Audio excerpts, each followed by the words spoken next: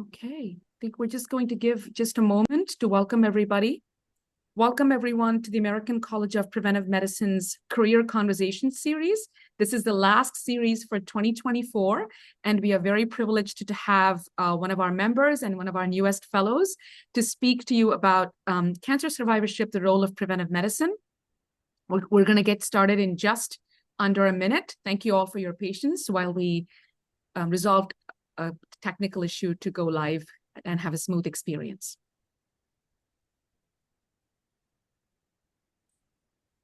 Okay, without further ado, Dr. Olson, I'll turn it over to you.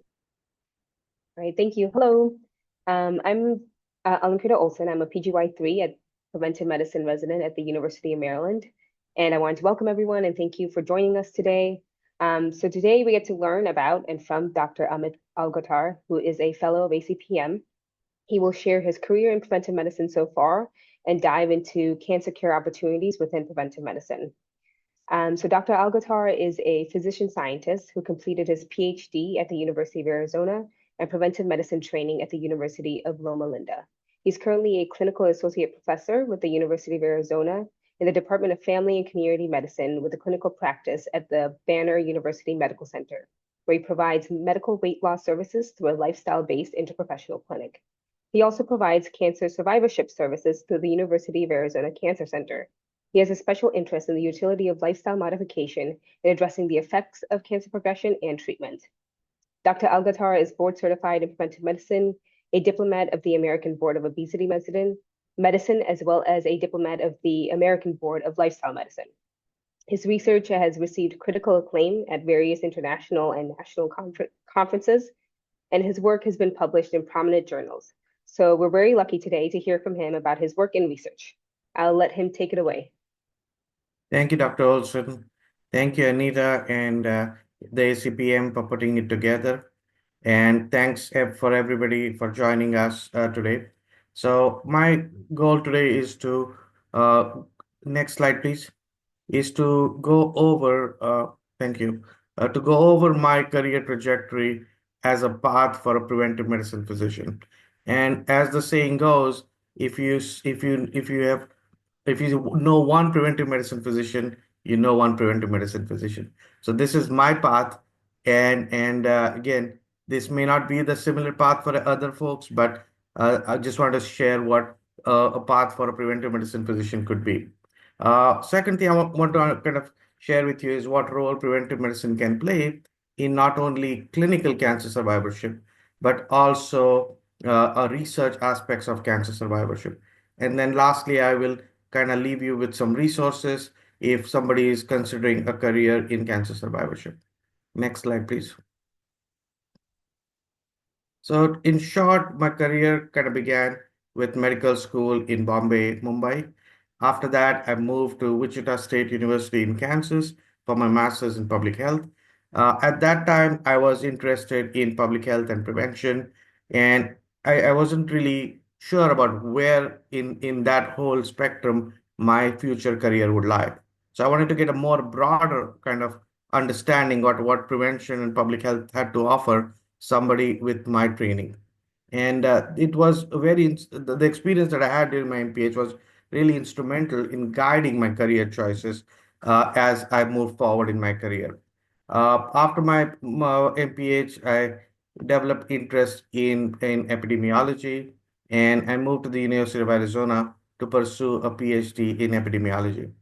And the decision from MPH to PhD was based on a number of factors. Firstly, the weather. Tucson has fantastic weather. You can't beat it, except for the summers.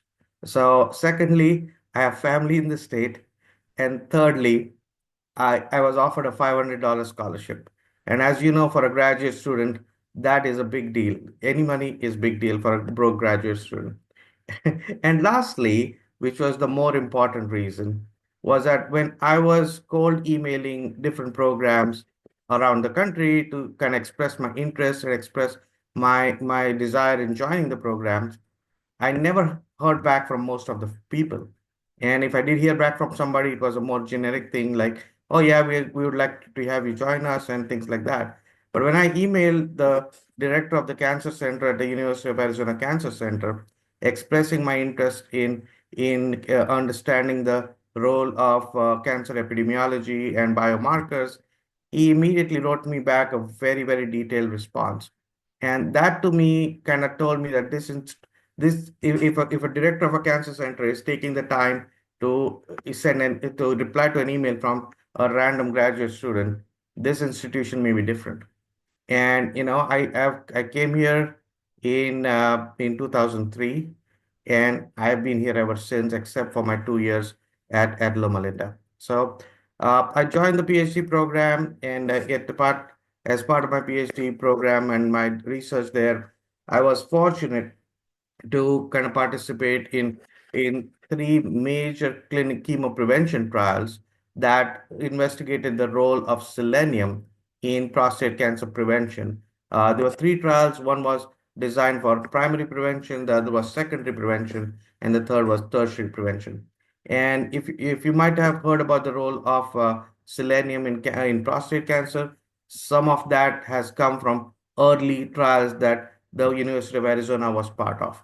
And although none of the trials showed a clear effect of selenium in prostate cancer, what the trials did was provide us with a treasure trove of data that could be kind of used to analyze subsequent other questions, and understand different relationships that kind of gave us an understanding of lifestyle factors and their relationships with prostate cancer. So my dissertation was based on data from these clinical trials, and my dissertation was trying to understand the role of lifestyle factors, mainly obesity and smoking, with prostate cancer progression.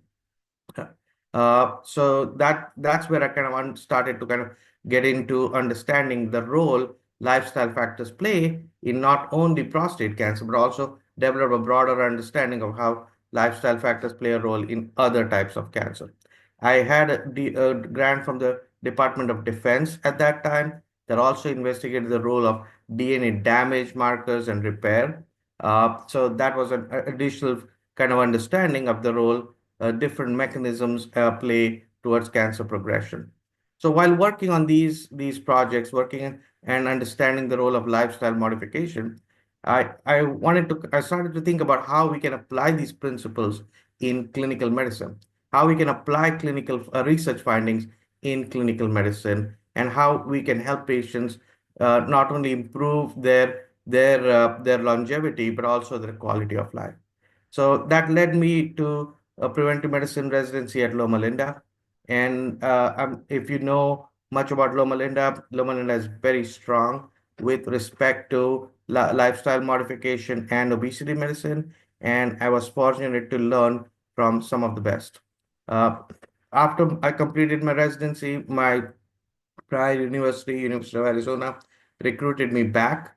It was really a good time because they were trying to expand their obesity clinic, and I was able to kind of join the obesity clinic and increase patient available appointments and increase the volume of patients that we were able to see. So I joined University of Arizona again as a physician with the Banner University Medical Group, which is the healthcare partner that we have at the university, and also as a faculty at the Family and Community Medicine. I completed my board certification in preventive medicine, lifestyle medicine, obesity medicine, and was recently elected as a fellow of the Obesity Medicine Association as well as ACPM. So currently I work, as Dr. Olson mentioned, as associate professor in family medicine. I also have a medical weight loss clinic with the family medicine department, and I also have a cancer survivorship clinic with the cancer center. So this in gist is my career trajectory. And as mentioned earlier, if you see one preventive medicine physician, you see one preventive medicine physician. So next slide, please. So before I start discussing about cancer survivorship, let's talk about who is a cancer survivor. So using breast cancer as an example, please select which of the following patients meet the definition of a cancer survivor. And please select as many options as possible. There'll be a poll launching soon. There it goes. So please select as many options as possible. The option number one is a patient recently diagnosed with breast cancer. Option number two is a patient diagnosed but not taking any treatment. Patient number three is a patient starting chemotherapy. Patient number four is patient completing chemotherapy. Patient number five is a patient undergoing bilateral mastectomy. Patient number six is a patient who has completed chemo but is starting radiation. And the next patient is a patient who has been cancer free for about 5 years. And the last patient is a patient starting hospice. Who do you think qualifies for a definition of a cancer survivor?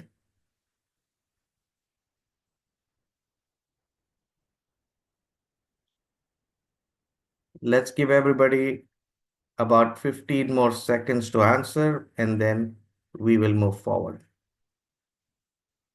Polls will close in 15 seconds.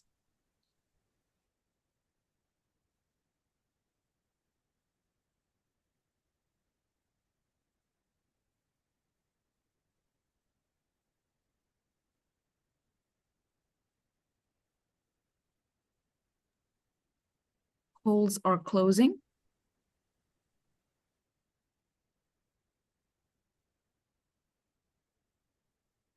All right.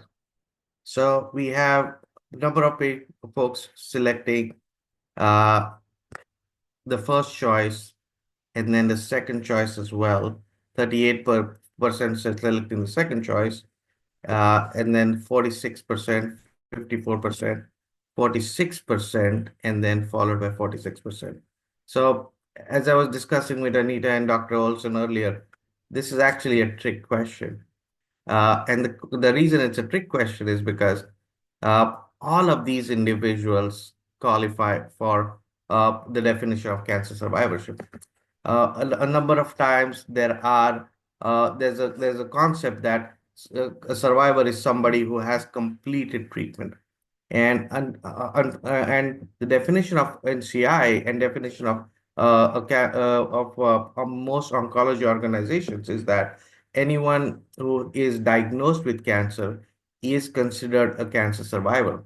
And this is because, given how profound the diagnosis of cancer is, they believe that the experience of being a cancer survivor starts off with somebody who is diagnosed, because right then that's when the decision making, that's where the understanding, that's where the trajectory of cancer start. So for example, if somebody is being diagnosed with the prostate cancer, even if they don't take any treatment, they are trying to decide what they need to do and how this diagnosis of cancer is going to impact their life and their family's lives. All right. So next slide, please.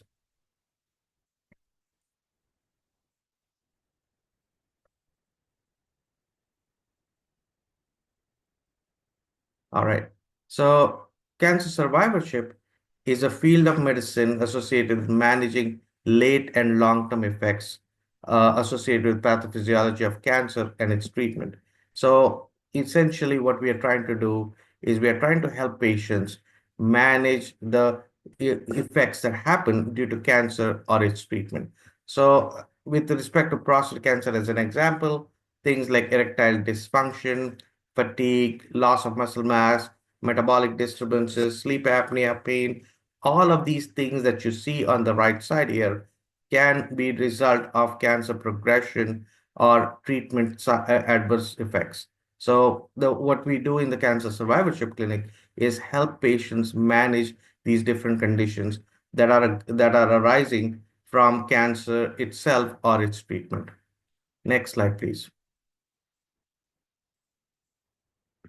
So these are the hallmarks of cancer.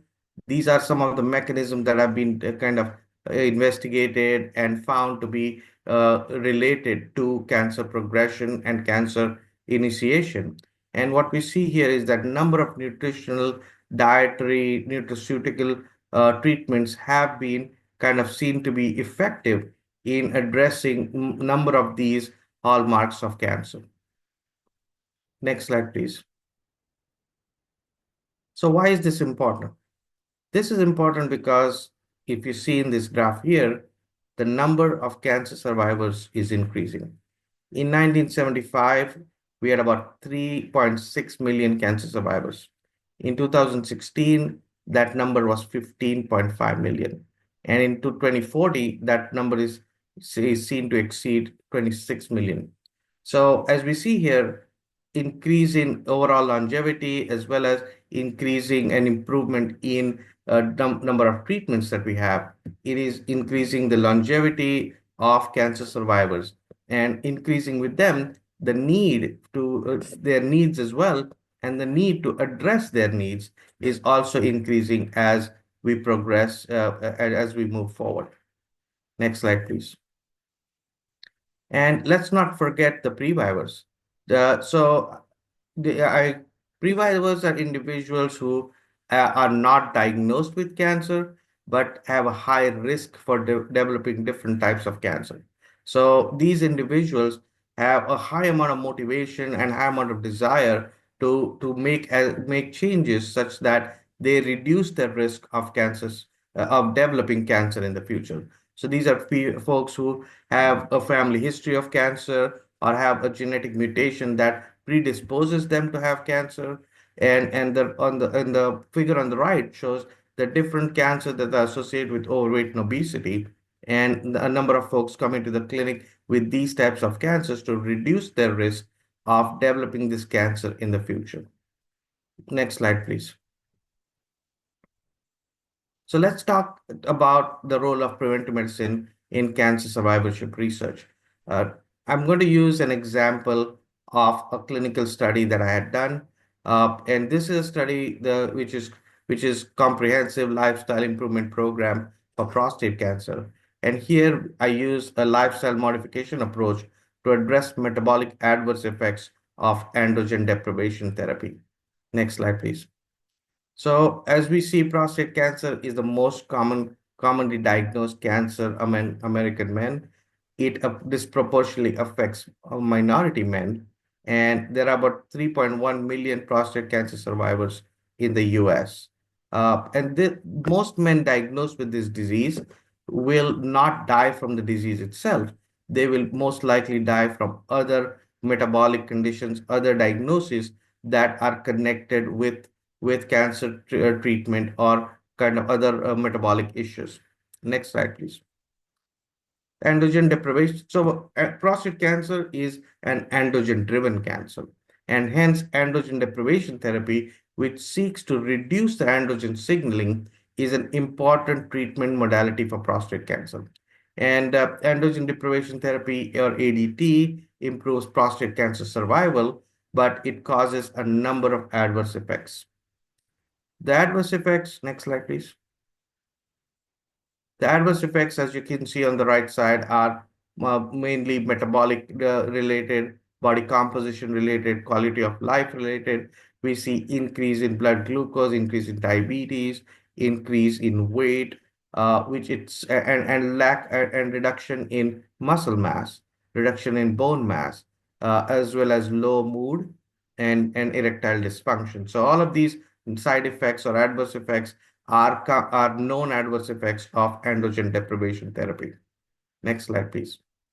So as you see these adverse effects, all of these adverse effects tend to kind of increase cardiovascular risk, then also increase frailty, and they can eventually affect poor survival and mortality as well. Next slide, please. So the rationale for doing this study was to assess if ADT that is associated with number of adverse effects, insulin resistance, metabolic syndrome, and lifestyle modifications can be useful in addressing these lifestyle effects. And diabetes prevention program, as you know, has been a major program that has been useful in reducing the risk of metabolic diseases like diabetes and pre-diabetes. And we use that information, when we use that approach, can we use that treatment to help patients who are having these adverse effects due to ADT. Next slide, please. So the CLIP, or Comprehensive Lifestyle Improvement Program for prostate cancer, was designed with the primary aim of understanding the feasibility of conducting a 24-week DPP-based lifestyle modification intervention in men on androgen deprivation therapy for prostate cancer. And the secondary aim was to determine the effect of DPP on DPP-based lifestyle modification on metabolic markers and quality of life. So next slide, please. So what we see here is this is a single arm open labeled clinical trial. There were 30 men that were recruited for this trial who were exposed to ADT in about 5 years. And the intervention period was 16 years of active intervention followed 16 weeks of active intervention followed by 8 weeks of passive follow-up to make a total follow-up time of 24 weeks. The intervention was diabetes prevention program. And as you know, it's a multi-component intervention consisting of low-calorie diet, physical activity, sleep, and stress. This was an intervention that was delivered in person as well as over the phone, and this was delivered by a certified health coach. And we collected data using questionnaires, serum markers at baseline, 12 weeks, and 24 weeks. Next slide, please. So these are the different sessions within CLIP that we had. And these sessions, if they look familiar, they mirror the diabetes prevention program. These are the different kind of components that we had. We had understanding how calories work, understanding where the calories come from, understanding how to increase physical activity, understanding how to change behavior, and how to kind of, like, for example, talk back to negative thoughts, and how to manage social cues. So this was a comprehensive intervention, not just focus something on nutrition or physical activity. Next slide, please. So we had a 90% completion and 96% patient satisfaction rate. And this is phenomenal because remember, we are working with older men who have traditionally not been very conducive to lifestyle change. Next slide, please. So these are our results. As you see, the variables on the left side, weight, waist, blood pressure, triglycerides, all of the components of metabolic syndrome. And as you can see on the right side, we were able to make significant contributions to all of these components of metabolic syndrome. Next slide, please. So the next slide shows the effect of this intervention on body composition. So on the top four lines are the lean mass, the bottom half is the fat mass. And what we see is that there is a much more kind of reduction in the fat mass as compared to the lean mass. And loss of lean mass is a known kind of side effect associated with weight loss if there is no component of resistance training. And that was one of the negatives or the limitations of our program because DPP did not have a component of resistance training. Next slide, please. So this was a single arm clinical trial, a small sample size, and like I mentioned, resistance training was not part of the protocol. Next slide, please. So in conclusion, what we can say is that hormone therapy with prostate cancer is associated with a number of adverse effects that increases cardiovascular risk, and lifestyle modification shows promise in addressing these adverse effects. Next slide, please. So now let's transition to the role of preventive medicine in clinical cancer survivorship. And this is the model that we use in the clinic. This is the left side, you see the patient starting in the clinic with cancer diagnosis. And as the patient progresses through active treatment, the role of cancer survivorship clinic increases. And as the patient completes active treatment, and begins their transition to primary care, the role of survivorship clinic reduces. So here we kind of partner initially with the oncology team, whether it may be medical oncology, whether it is surgical oncology, and then as the patient kind of progresses through treatment, completes the treatment, then we partner with the primary care providers to transition them back into primary care. So our clinic is mainly a consultation clinic, a clinic that is available to provide resources to the patients through the entire spectrum of cancer care. Next slide, please. So this is the NCCN needs assessment questionnaire. And as you can see on the left side, there are a number of domains that we investigate with somebody who is coming into our clinic. This is part of our intake. We have cardiac health, we have behavioral health, we have cognitive function, and you can see the other kind of domains that are listed. And as you can see from this is a real world example of one of our patients. And as you can see, there is a big need among patients for various different domains of care that need to be provided to these patients. And these domains may not necessarily all be captured or treated for if the patient is either going to an oncology clinic or if the patient is going to primary care. Next slide, please. So the key skills that kind of relate to preventive medicine with cancer survivorship are things such as meeting the patient where they are. Because as you saw in the needs assessment questionnaire, there are multiple needs. And in cancer survivorship, there are no protocols. This is not like a chemo protocol or a radiation protocol. So it really depends on where the patient is and meeting the patient where they are, and understanding what is important to them. Because let's, for example, say somebody has a BMI of 45, but that's not what they may be kind of most focused on. What they might want to focus on is more of their mental health, their sleep, their neuropathy, and that needs to be kind of taken into account. And preventive medicine provides us with these skills to talk to the patient, to kind of meet the patient where they are, and to be responsive to patients' needs. And we want to also treat the whole person because, again, this diagnosis affects the whole person. And this diagnosis is not just about their cancer. This is about the whole of effect that this diagnosis has on not only the patient, but also their loved ones and their caregivers.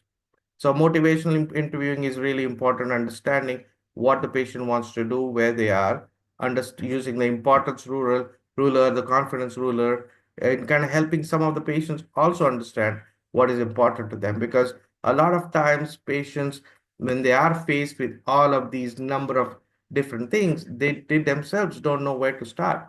They themselves don't know where to begin the process of kind of understanding what they really need. Also, moving on to stages of change and the 5 A's model. Again, really, really important to understand where the patient is so that we can provide them with the ideal intervention that they are seeking. And then do it in a way that avoids or minimizes bias. Because given how profoundly affected these patients are, it's really important to kind of avoid bias because patients do feel that they may not be heard, and that the healthcare system doesn't quite hear them as much as they would like them to be. All right. Next slide, please. So looking at the preventive medicine core curriculum, as you can see, the skills highlighted are the ones that are most meaningful with respect to cancer survivorship. As you can see, clinical preventive services, that clearly kind of tracks towards cancer survivorship. Community health is also important. We haven't really talked about it so far, but these are the things that also can be applied to community health. Programs like DPP work really well in the community. The factors that we see here really work in the community as well. And we're talking about cancer survivorship, but remember, preventive medicine can be also applied in terms of screening, in terms of understanding the cancer literacy, understanding how these screening programs can be disseminated through our community, can be our community can be helped to be more involved with these screening programs. With respect to health policy and management, given the needs of cancer survivors being increasing over the years, do we have the right policies in place? Do we have the right manpower in place? Do we have the right people skilled with the right skill sets to be in place? And that's where the health policy and management can come in place. And these are the skills that preventive medicine can provide our health systems. Epidemiology, chronic disease management. I mean, I think you can see the connection, and that I don't need to kind of elaborate on that. But going down back to the health systems and quality improvement, I mean that has tracks really well as well, because given what we have it right now, we have these cancer survivors with number of needs, but it does including an intervention like DPP improve the quality of care that we are providing? And similarly, I mean, I'm using prostate cancer and DPP as an example, but there are many more parallels with these kind of interventions with number of other cancers and number of other lifestyle modification interventions as well. And lastly, research. I mean, there is a huge role for research, a huge role to kind of further a number of avenues when it comes to the role of preventive medicine and lifestyle modification with respect to cancer survivorship. Next slide, please. So if somebody is interested in having a career in cancer survivorship, uh, you might think about where do you start, and that's a very valid question, because this is not a field that is defined. This is not a field that is kind of doesn't have a defined role. And not having a defined role can sometimes be a challenge. At the same time, it can also be an opportunity to create something unique, create something new. And a lot of times, the challenge can be from the institutions or the department not really understanding what preventive medicine can bring to the table. When I started doing this, the some of the comments I received was that, oh, we have a nutritionist, you know. So I mean, that's to kind of helping them. We have to help them understand what more preventive medicine can bring to the table. That is more than nutrition, more than what a nutritionist can provide. And as we all know, there's a lot more that we can bring to the table. So I would start by thinking about what interests you the most. I would start by thinking about what it is that drives you. And I also would kind of ask you to start thinking about what is available to where you want to be, and starting kind of by partnering and discussing with your local cancer center, with your local survivorship clinic, and with your local oncology department to see what their interests are, and kind of discussing with them what a preventive medicine physician can bring to their clinic. And sometimes and kind of finding a common ground of where you can start building that relationship, building that rapport, and then seeing what you can do together. A number of oncology providers, at least in my institution, have interest in understanding the role of lifestyle and implementing interventions that are lifestyle related. Once you're going to have that kind of as a basis of where you want to start, you want to also think about elective rotations. That if your program has that possibility to do an elective rotation and see what that experience can be for you. And lastly, I would also mention cancer survivor support groups. A number of cancer centers have survivor support groups, and they can also be a good avenue to kind of explore your ideas in terms of what the patients are feeling, what they are interested, because after all, this is about them. And I didn't share the initial part of my research, but before we started the clinical trial, I did a needs assessment and interest kind of understanding of the cancer survivors by going to the cancer survivor support groups and kind of discussing with them that, hey, this is an idea that I have. Would this be of interest to you? And the response I got from them is overwhelmingly yes, because they felt that this was something that was not being addressed, that this was something that they were really interested in, and this was not something that was being discussed either in their oncology clinic or their primary care. So this was something that they were really, really interested in. So that could also be an avenue where you can start your conversation and see where things lead. Next question. Next slide, please. So these are some of the resources that I would like to cite where if you want to kind of start off investigating, ASCO, or the American Society for Clinical Oncology, is the biggest organization of oncology providers in the US. It's a very respected international organization as well. Their conferences attract almost 40,000 people.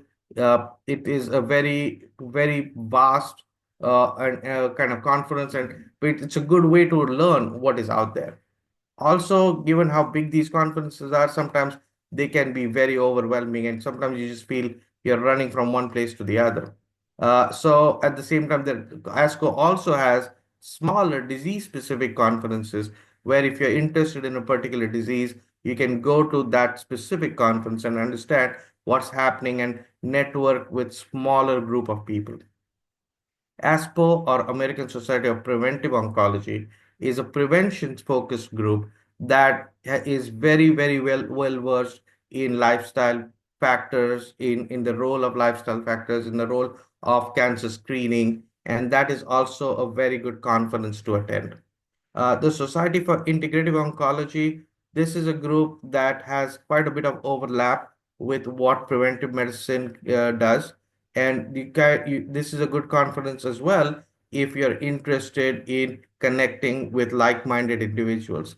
A number of cancer centers are kind of giving preventive medicine or integrative oncology a role or a space that we can be in.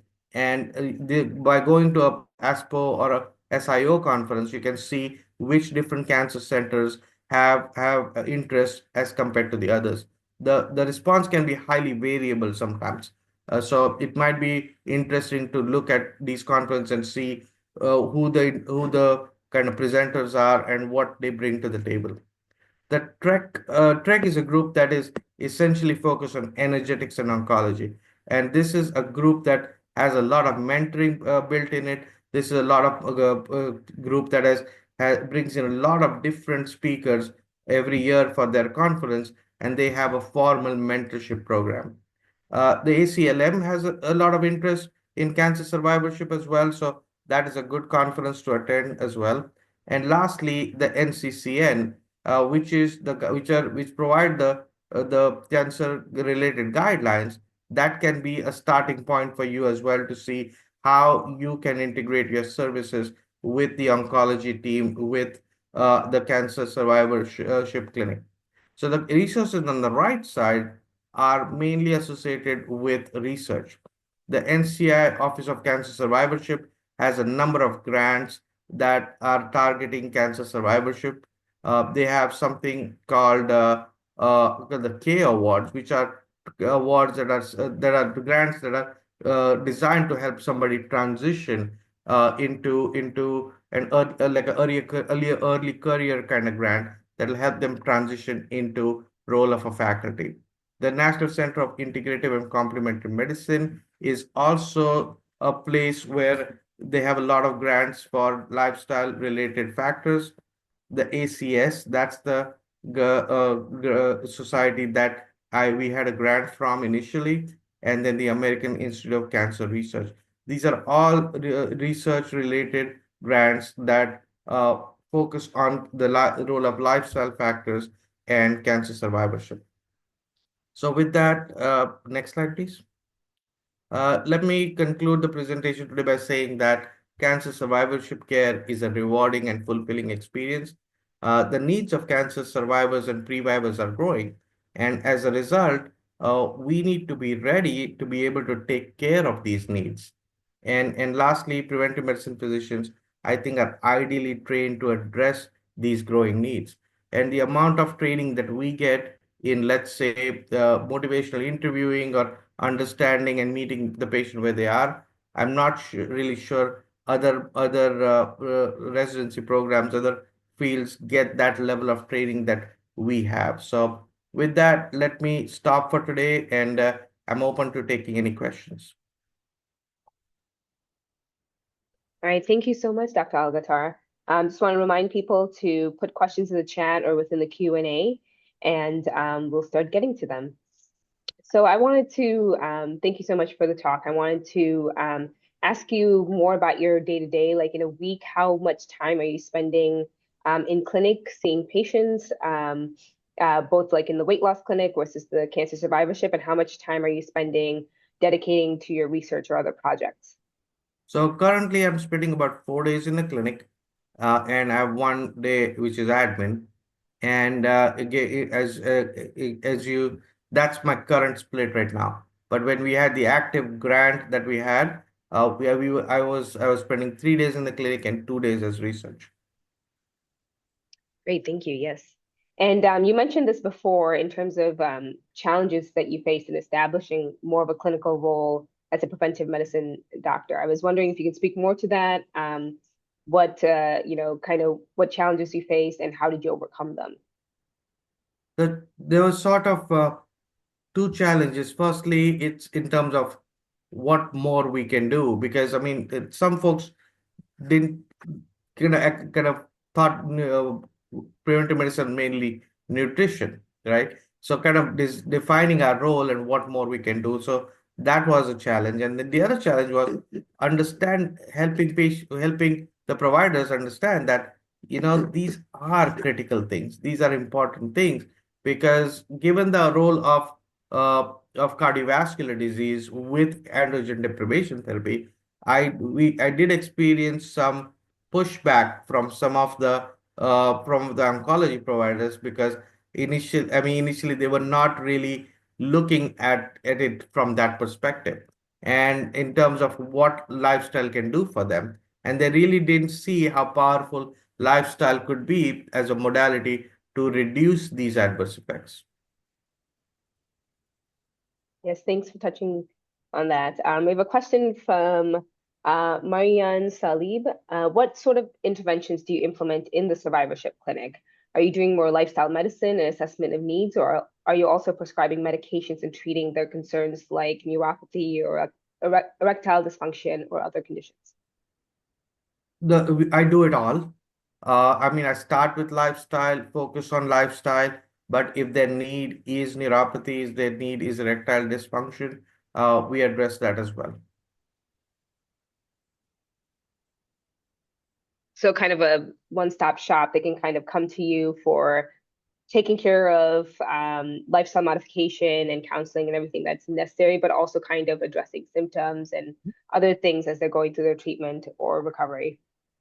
And then we have a question in the chat from Janet. What quality of life of the patients, what was quality of life of the patients improved in your study? Yes, it was improved, but we didn't really capture that in the data. I mean, we know anecdotally that they did really well in terms of improvements, but we didn't capture it in the data that we had. So I guess to follow up, when you recorded patient satisfaction, what factors were you kind of asking them? So when we looked at satisfaction, we had looked at what was the overall experience like, was the information provided to them, was meaningful to them, what was the interaction like. That was what we were asking them in terms of the satisfaction, and also in terms of satisfaction, what we asked we did was what was your expectation from the program, and was the program able to meet those expectations? Thank you. And we touched a little bit on kind of your clinical practice and breaking into clinical medicine as a preventive medicine doctor. But for preventive medicine residents or physicians that are interested in research and do not have a PhD, I was wondering what opportunities there are for them to get involved in research and really get funding to be able to kind of use research to answer some of the questions that preventive medicine is skilled to do. So research is definitely an avenue for preventive medicine physicians, and you don't necessarily need to have a PhD degree to be able to do that. What they are mainly looking for are publications, and the programs like the TREC program, or programs like the K Awards. Those are designed to help somebody at their formative stages of of research careers. So, I mean, when you, I'm especially partial towards Trek because I was part of it, and I see the structure that they have, and see the mentorship that and mentoring structure that they have, which will help somebody get the necessary publications to demonstrate a track record of research, which then can translate into the individual getting the appropriate grants and being a principal investigator on the grants. Great, yes, thank you. And I know that ACM has submissions open for like oral presentations and poster submissions for our conference. So that could be another line item in your resume to demonstrate a project that you've done during training, and kind of adds towards the, unfortunately, sometimes numbers game that can be within research. Absolutely. Mhm. Um, let's see, do we have any other questions? So someone is asking, like, what is the next step in the CLIP study? Are you expanding to a larger group of participants? Will you be addressing another type of intervention? So currently, I mean, we are looking at doing a randomized clinical trial. You know, that's the next phase because what we did in the CLIP study was we had a single arm intervention. So now the next phase would be a randomized clinical trial to not only see if this intervention works in a randomized setting, but also in a larger group of patients. So that is one avenue we are taking. And the other avenue we are taking is also to see, looking at more of the dissemination and implementation side of it, is that can we use these data to change some of our clinical practice, which is also part of the D&I kind of thing. So that those are two avenues we are looking at, and we are also trying to understand if we can get much of a kind of objective measurement of quality of life. There are various tools that are available for assessing quality of life, and in the subsequent grants and subsequent projects, we'll kind of see we want to include that as an objective measurement rather than have it as a subjective appreciation that we had with our prior participants. So going back to the question posed earlier about quality of life, the next grants will have objective measurements to assess that. That's great to hear. Yeah, these plans sound wonderful. And you had spoken earlier about, as preventive medicine physicians, we kind of have to advocate for ourselves since our specialty is not well known. I was wondering what advice you have to provide, especially, current residents and about to graduate trainees, in terms of how they can approach this, how to actually like provide a narrative for what we can do, as they're looking at jobs and interviewing. So in terms of kind of discussing this with potential employers, I mean, you really want to talk about what preventive medicine can do and why is this preventive medicine the right specialty as compared to other specialties. Because I mean, we have unique skill sets. We have not only unique skill sets, but we also have unique skill sets in terms of how we clinically approach a patient, what we can do with lifestyle modification, how we can coach them, how we can support them, and a lot of the other residency programs, they are trained to give instruction, to give education. But what we are trained to do is not only give the instruction and the education, but also follow them through and coach them, because that piece is really the critical piece, because everybody knows what to do. Everybody knows what it is that they need to do, but helping them do it is what preventive medicine can contribute. Because I mean, when you're looking at, let's say, cancer survivorship and weight loss, with respect to these different cancers, everybody knows they need to lose weight. I mean, when I get patients from our oncology clinic, oh, they told me to lose weight, but they didn't quite tell them how they can do it.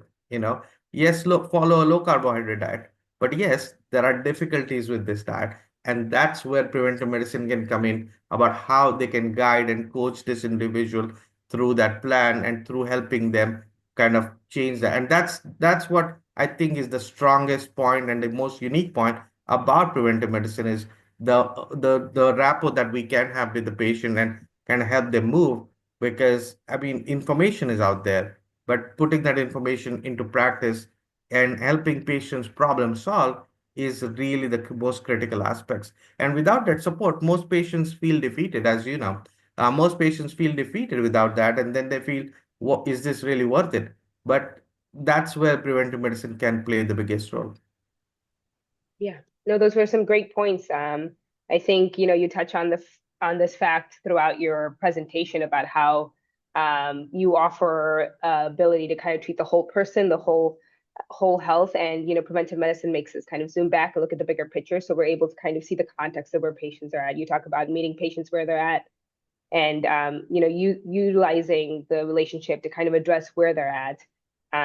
So I think all the points you made are great comments that everyone should take into consideration as they look for other jobs or continue to advocate for our specialty. And if I could add something else here, I mean, in addition to looking at the individual, we are also, most of us also come out trained to look at the population, you know. Mm. So not only do we have a unique combination of looking at the patient and the population together, but I mean, and that itself can translate, can kind of have changes throughout the whole kind of health system, you know. So, I mean, most of the residency programs are trained to treat the patient. They're not trained to treat the population. And we have a unique combination of both. Mhm. Exactly. I have another question here about how cultural humility or cultural competence components were integrated into the study that you provided um, with the prostate cancer survivors, and particularly with populations that are disproportionately affected. Yeah, yeah. I mean, that's a great point. And as most of us know, prostate cancer affects minority populations the most. So that is a really important point. And what we had here was we had a really small sample size, and what our patient population here is not our cancer center is not in an area where we have a lot of minority population. So what we did was since we had our health coach who was one our health coach, she was really very good about connecting with the individual and kind of helping understand what this individual is about. So by customizing our care that we provided, we were able to kind of reach out to them and customize the intervention delivery, not the intervention components, but the intervention delivery, and that allowed her to be culturally competent, although our cancer center and our patient population did not have a lot of minority participants. Okay, yeah, definitely understandable limitation of trying to address that in a smaller group. And finally, I wanted to know how important networking has been in your career and what strategies you have for residents and early physician in terms of building these professional relationships for job opportunities or career advancements in the future. I think networking is critical. I think network is a critical part of not only job opportunities but also career advancement, because one of the things that I didn't share with you with my own trajectory was that uh, part of what brought me back to Arizona was meeting an old colleague at a obesity medicine conference and letting me know that there was an opening, you know. So that, I mean, understand, and I would say even networking, not just kind of to folks who are kind of ahead of you, not just in the mentoring relationship, but mentoring relationships can be lateral too. You know, we can kind of as residents kind of network with each other, understand what we each of us can bring, and that itself is a big way to spread the network, spread the net, and helping each other understand what it is that maybe there's an opportunity somewhere that your fellow resident knows that might be perfect for you, and they may be able to kind of say, hey, tell their employer, like, why don't you have a look at so and so, you know. And I think these relationships are really critical because a lot of what we do is not defined. I mean, if you're an orthopedic surgeon or if you are an oncologist, things are pretty defined in terms of what you bring to the table and what checklist you meet in the job description criteria. But with respect to preventive medicine, I think networking is critical because that's where we can shine and that's where we can let potential employers know how much we can bring to the table. Yeah, no, you bring up a great point about lateral networking. I think a lot of preventive medicine residencies are small and we're kind of siloed within the institutions and locations where we're at. So I think ACPM has been doing a great job with their new platform Pulse to allow us to kind of engage with each other, learn from each other, but also learn about what opportunities available at the different locations we're at, different institutions we're at. So I think hopefully getting better about even that lateral networking amongst ourselves. All right, so I think we're at the end here. Was there another slide? Thank you, Dr. Olson. I will just quickly point out that we have Dr. Algotar's email here. Dr. Algotar, are you okay with anybody emailing you with any additional questions or connecting with you for further mentorship, et cetera? Thank you. And also we have our email for ACPM, membership@acpm.org. Please go ahead and email us if you have any additional questions, and we're happy to connect you with any resources that ACPM has. I do want to quickly point out on a couple of things that Dr. Olson pointed out. We do have an open call for abstracts and for both posters and presentations. Again, as Dr. Olson and Dr. Algotar pointed out, please go ahead and submit an abstract. The deadline has been extended until November 15th for oral sessions. I've also pasted the link to ACPM Pulse, which is the connectedcommunity.org. You can log in with your ACPM login and continue this conversation that Dr. Algotar started here on cancer survivorship and how you can perhaps start a career in this area or launch your career in this area or if you're interested. I will quickly end by reminding that we do have special interest groups within our ACPM, global health, pharmaceutical health, and artificial intelligence and digital health. For now, we've started three special interest groups. You can go ahead and connect with them as well through the Pulse.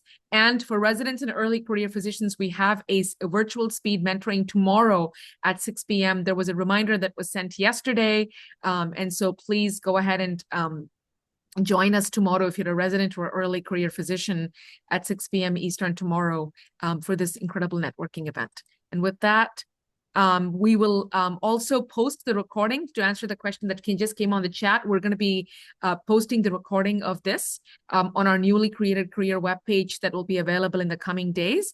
And I will also post the recording on the Pulse on the member section of the Pulse, so people can actually access the recording of all career conversation web pages. Thank you, everyone, for the wonderful questions, and thank you for the presentation, Dr. Algotar. Any closing remarks? Thank you. Okay, wonderful. I'll stop the recording and end the presentation. Thank you, everyone. All right, thank you.